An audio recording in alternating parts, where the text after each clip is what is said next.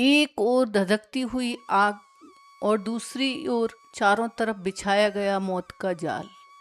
क्या बुद्धि और साहस मिलकर नियति को बदल सकते हैं? गर्भनाल की इस विशेष कड़ी में आज हम सुनेंगे महाभारत का वह रोमांचक प्रसंग जहां पांडवों को वारणावत के लाक्षागृह में जिंदा जलाने की साजिश रची गई थी। लेकिन कहते हैं ना कि जाको राखे साइयां मार सके न कोई। विदुर जी की गुप्त चेतावनी और एक सुरंग के सहारे पांडव उस भयानक आग से तो बच गए, लेकिन असली चुनौती तो अब शुरू होने वाली थी। भेष बदलकर आधी रात के अंधेरे में ऊबड़ खाबड़ रास्तों और घने जंगलों के बीच माता कुंती के साथ पांडव अपनी जान बचाकर कहाँ भागे? रास्ते में उनकी मुलाकात महर्षि व्यास से कैसे हुई और उन्होंने संकट की इस घड़ी में पांडवों को कौन सा धैर्य का पाठ पढ़ाया? आइए जानते हैं कि पांडव के अज्ञातवास और उनके रक्षण की यह प्रेरणादायक गाथा। पांडवों की रक्षा। पांचों पांडव माता कुंती के साथ वारणा व्रत के लिए चल पड़े। जाने से पहले बड़ों को यथोचित आदर सहित प्रणाम किया और समवयस्कों से प्रेम से मिले और विदा ली। उनके हस्तिनापुर छोड़कर वारणावत जाने की खबर पाकर नगर के लोग उनके साथ हो लिए। बहुत दूर जाने के बाद युधिष्ठिर का कहा मानकर नगरवासियों को लौट जाना पड़ा। विदुर ने उस समय युधिष्ठिर को सांकेतिक भाषा में चेतावनी देते हुए कहा, जो राजनीति कुशल शत्रु की चाल को समझ लेता है वही विपत्ति को पार कर सकता है। ऐसे तेज हथियार भी होते हैं जो किसी धातु से बने नहीं होते। ऐसे हथियारों से अपना बचाव करने का उपाय जो जान लेता है वह शत्रु से मारा नहीं जा सकता। जो चीज़ ठंडक दूर करती है और जंगलों का नाश करती है वह बिल के अंदर रहने वाली चूहे को नहीं छू सकती। से ही जैसे जानवर सुरंग खोदकर जंगली आम से अपना बचाव कर लेते हैं, बुद्धिमान लोग नक्षत्रों से दिशाएं पहचान लेते हैं। दुर्योधन के षड्यंत्र और उनसे बचने का उपाय विदुर ने युधिष्ठिर को इस तरह गूढ़ भाषा में सिखा दिया कि जिसमें दूसरे लोग ना समझ सकें। युधिष्ठिर ने भी समझ लिया, कहकर विदा ली। रास्ते में कुंती के पूछने पर युधिष्ठिर ने माँ और भाइयों को कुछ विदुर ने कहा था सब बता दिया। दुर्योधन की बुरी नीयत के बारे में जानकर सबके मन उदास हो गए। बड़े आनंद के साथ वारणावत के लिए चले थे, लेकिन यह सब सुनकर उनके मन में चिंता छा गई। वारणावत के लोग पांडवों के आगमन की खबर सुनकर बड़े खुश हुए और उनके वहां पहुंचने पर उन्होंने ठाठ से उनका स्वागत किया। जब तक लाख का भवन बनकर तैयार हुआ, पांडव दूसरे घरों में रहते रहे जहां पुरोचन ने पहले से उनके रहने का प्रबंध किया था। लाख का भवन बनकर तैयार हो गया और पुरोचन उन्हें उसमें ले गए। उनका नाम शिवम रखा गया। शिवम का मतलब होता है कल्याण करने वाला। जिस भवन को नाशकारी योजना से प्रेरित होकर दुर्योधन ने बनवाया उसका नाम पुरोचन ने शिवम रखा। भवन में प्रवेश करते ही युधिष्ठिर ने उसे खूब ध्यान से देखा। विदुर की बातें उन्हें याद थीं। ध्यान से देखने पर युधिष्ठिर को पता चल गया कि यह घर जल्दी ही आग लगने वाली चीज़ों से बना हुआ है।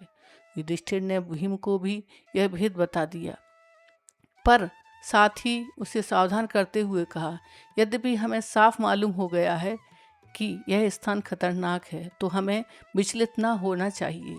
पुरोचन को इस बात का जरा भी पता नहीं लगने देना चाहिए कि उसके षड्यंत्र का भेद हम जान चुके हैं। मौका पाकर हमें यहाँ से निकलकर भागना होगा, पर अभी हमें जल्दी से ऐसा कोई भी काम न करना चाहिए जिससे शत्रु के मन में जरा भी संदेह पैदा होने की संभावना हो। युधिष्ठिर की इस सलाह को भीमसेन सहित सब भाइयों ने तथा माता कुंती ने मान लिया। उसी लाख के भवन में रहने लगे। इतने में विदुर का भेजा हुआ एक सुरंग बनाने वाला कारीगर वारणावत नगर में आ पहुंचा। उसने एक दिन पांडवों को अकेले में पाकर उन्हें अपना परिचय देते हुए कहा, आप लोगों की भलाई के लिए हस्तिनापुर से रवाना होते समय विदुर ने युधिष्ठिर से सांकेतिक भाषा में जो कुछ उपदेश दिया था वह बात मैं जानता हूँ। यही मेरे सच्चे मित्र होने का सबूत है। आप मुझ पर भरोसा रखें। मैं आप लोगों की रक्षा का प्रबंध करने के लिए आया हूँ। इसके बाद वह कारीगर महल में पहुँच गया और गुप्त रूप से कुछ दिनों में ही उसने एक सुरंग बना दी। इस रास्ते पांडव महल के अंदर से नीचे ही नीचे महल की 4 दीवारें और गहरी खाई को लांघकर सुरक्षित बचकर बेखटके बाहर निकल सकते हैं। यह काम इतने गुप्त रूप से और इस खूबी से हुआ कि पुरोचन को अंत तक इस बात की खबर न हो पाई। पुरोचन ने लाख के भवन के द्वार पर ही अपने रहने का स्थान बनवा लिया। इस कारण पांडवों को भी सारी रात हथियार लेकर चौकन्ने रहना पड़ता था।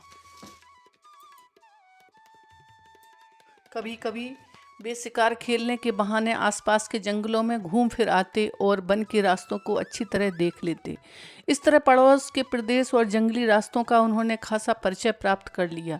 वे पुरोचन से ऐसे हिलमिल कर व्यवहार करते कि जैसे उस पर उन्हें कोई संदेह ही ना हो, मानो वह उनका घनिष्ठ मित्र हो। वे सदा हंसते खेलते रहते। उनके व्यवहार को देखकर किसी को जरा भी संदेह ना हो सकता था उनके मन में किसी बात की चिंता या आशंका है। उधर पुरोचन भी कोई जल्दी नहीं करना चाहता था।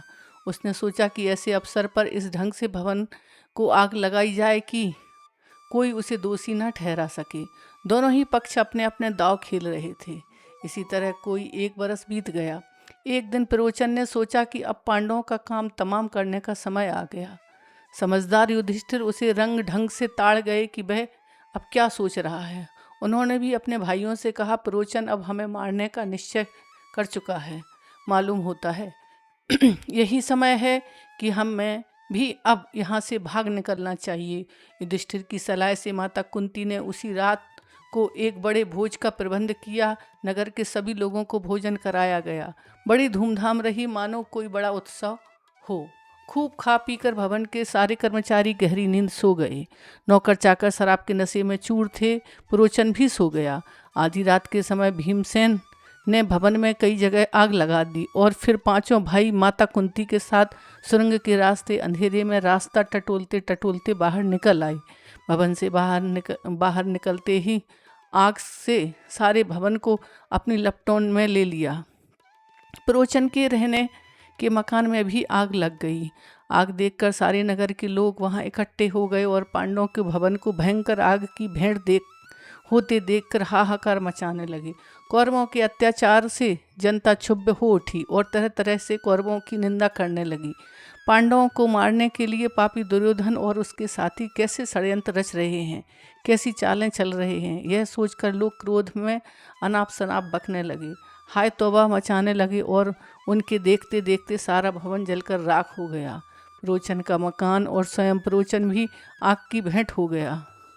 वारणावत के लोगों ने तुरंत ही हस्तिनापुर में खबर पहुंचा दी कि पांडव जिस भवन में ठहराए गए थे वह जलकर राख हो गया और भवन में कोई भी जीता नहीं बचा। यह खबर पाकर बूढ़े धृतराष्ट्र को शोक तो जरूर हुआ, परंतु मन ही मन उनको आनंद भी हो रहा था कि उनके बेटे के दुश्मन खत्म हो गए। उनके मन की इस दो रुखी हालत का भगवान व्यास ने बड़ी सुंदरता से वर्णन किया है। वह लिखते हैं, गर्मी के दिनों में जैसे गहरे तालाब का पानी सतह पर गर्म होता रहता है किंतु गहराई में ठंडक रहता है, ठीक उसी तरह धृतराष्ट्र के मन में शोक भी था और आनंद भी। धृतराष्ट्र और उनके बेटों ने पांडवों की मृत्यु पर बड़ा शोक मनाया। सब गहने उतार दिए। एक मामूली कपड़ा पहनकर वे गंगा किनारे गए और पांडवों तथा कुंती को जलांजलि दी। फिर सब मिलकर बड़े जोर जोर से रोते हुए विलाप करते घर लौटे। सब लोग जी भर कर रोए, किंतु दार्शनिक विदुर ने जीना मरना तो प्रारब्ध की बात होती है, यह विचार कर शोक को मन में दबा लिया, अधिक शोक प्रदर्शन न किया। इसके अलावा विदुर को यह भी पक्का विश्वास था कि पांडव लाख के भवन से बचकर निकल गए होंगे। इस कारण यद्यपि दिखावे के लिए दूसरों से मिलकर वह भी कुछ रोए, फिर भी मन में यही अंदाजा लगाते रहे कि अभी पांडव किस रास्ते और कितनी दूर गए होंगे और कहाँ पहुँचे होंगे इत्यादि। पितामह भीष्म तो मानो शोक के सागर में मग्न थे, पर उनको विदुर ने धीरज बंधाया और पांडवों के बचाने के लिए किए गए सारे प्रबंध का हाल बताकर उन स्नेहपूर्ण पितामह को चिंता मुक्त किया। लाख के घर को जलता छोड़कर 5 भाई माता कुंती के साथ बच निकले और जंगल में पहुंच गए, जंगल में पहुंचने पर भीमसेन ने देखा कि रात भर जगे होने पर तथा चिंता और भय से पीड़ित होने के कारण चारों भाई बहुत थके हुए हैं। माता कुंती की दशा तो बड़ी ही दयनीय थी, बेचारी थक कर चूर हो गई थी। सो महाबली भीम ने माता को उठाकर अपने कंधे पर बिठा लिया और नकुल और सहदेव को कमर पर ले लिया। युधिष्ठिर और अर्जुन को दोनों हाथों में पकड़कर वह वायुदेव का पुत्र भीम उस जंगली रास्ते में उन्मत्त हाथी के समान झाड़ झंगार और पेड़ पौधों को इधर उधर हटाता रौंदता हुआ तेजी से चलने लगा। जब वे सब गंगा के किनारे पहुंचे तो वहां विदुर की भेजी एक नाव मिली। युधिष्ठिर ने मल्लाह से सांकेतिक प्रश्न करके जांच लिया और वह मित्र है और विश्वास करने योग्य है। तब नाव में बैठकर रातों रात उन्होंने गंगा पार की और फिर अगले दिन शाम होने तक चलते ही रहे ताकि किसी सुरक्षित स्थान पर पहुंच सकें। सूरज डूब गया और रात हो चली। चारों तरफ अंधेरा छा गया। वन प्रदेश जंगली जानवर की भयानक आवाज से गूंजने लगा।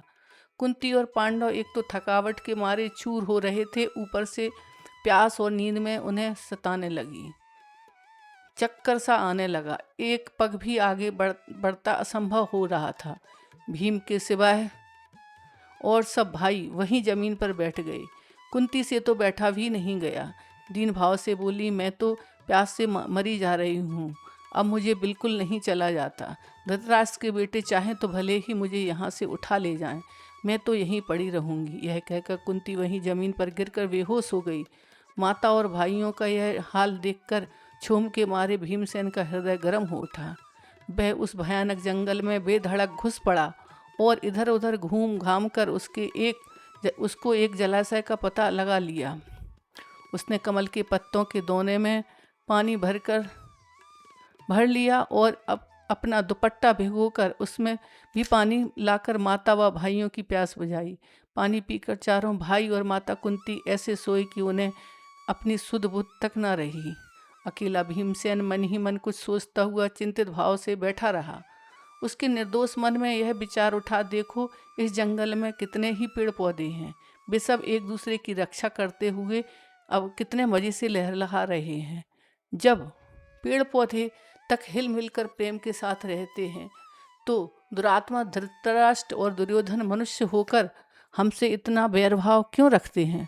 पांचों भाई माता कुंती को साथ लिए अनेक विघ्न बाधाओं का सामना करते हुए, बड़ी मुसीबत झेलते हुए उस जंगल रास्ते में आगे बढ़ते चले गए। वे कभी माता को बिठाकर तेज चलते, कभी थके मांदे बैठ जाते, कभी एक दूसरे से होड़ लगाकर रास्ता पार करते। चलते चलते रास्ते में एक दिन महर्षि व्यास से उनकी भेंट हुई। सब ने उनको दंडवत प्रणाम किया। महर्षि ने उन्हें धीरज बंधाया और सदुपदेशों से उनको सांत्वना दी। कुंती जब रो रो कर अपना दुखड़ा सुनाने लगी तो व्यास जी ने उन्हें समझाते हुए कहा, कोई भी ऐसा मनुष्य नहीं जो हमेशा धर्म के ही काम करता रहे, ऐसा भी कोई नहीं जो हमेशा पाप करता हो। संसार में हर एक मनुष्य पाप भी करता है और धर्म कर्म भी। अतः जब किसी पर कोई विपत्ति पड़े तो उसे अपने ही किए का फल मानकर यह सह लेना चाहिए। अपने अपने कर्म का फल हर एक को भोगना ही पड़ता है। यह समझकर दुखी ना हो, धीरज धरकर हिम्मत से सब सह लो। कुंती को इस प्रकार समझाने के बाद व्यास जी ने पांडवों को सलाह दी कि वे ब्रह्मचारियों का वेश धरकर एक चक्रा नगरी में जाकर रहें।